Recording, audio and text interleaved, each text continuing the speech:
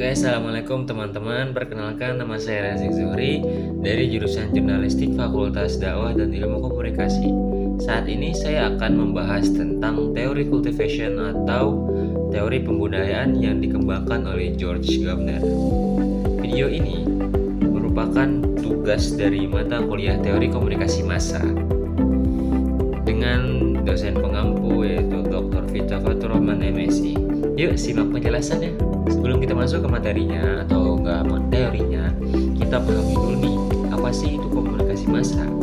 Jadi, komunikasi massa itu adalah proses penyampaian pesan dari satu sumber ke sumber yang lain, atau dari satu sumber ke khalayak-khalayak melalui media televisi, radio, koran, film, hingga media digital.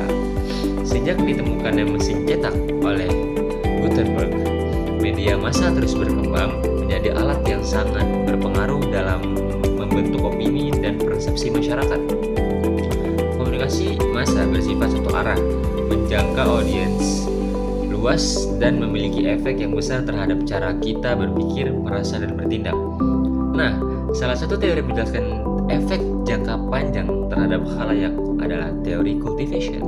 Jadi, teori cultivation ini dikembangkan oleh George Gardner dan rekan-rekannya di Universitas Pennsylvania pada akhir tahun 1960-an.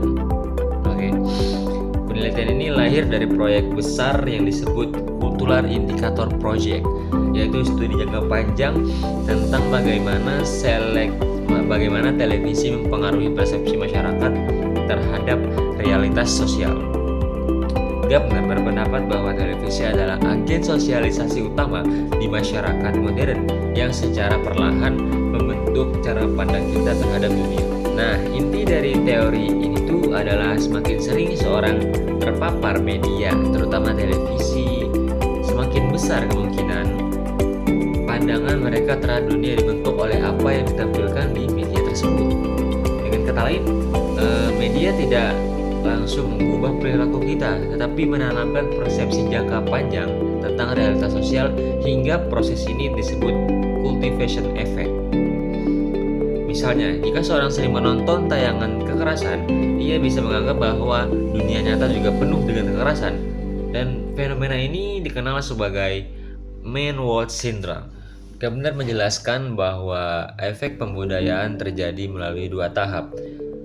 Tahap pertama yaitu mainstream, di mana proses ketika orang berbagai latar belakang sosial akhirnya memiliki pandangan yang sama karena terpapar media yang serupa.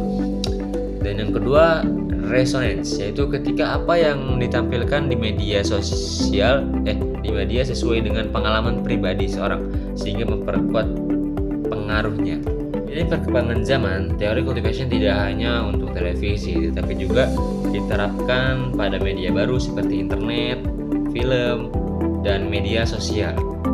Para peneliti kini mempelajari bagaimana algoritma, streaming platform, dan konten viral di media sosial juga menanamkan perspektif atau persepsi tertentu pada masyarakat.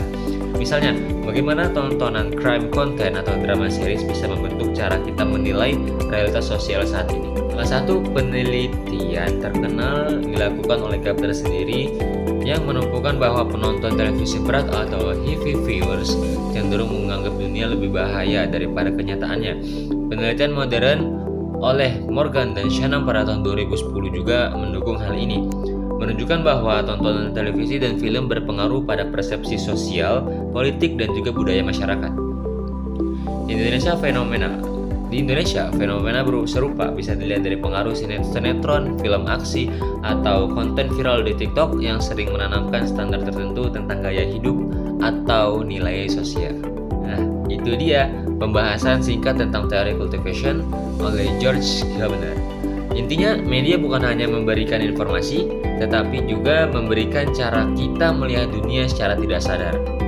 Semoga video ini menambah wawasan teman-teman semua tentang teori komunikasi massa.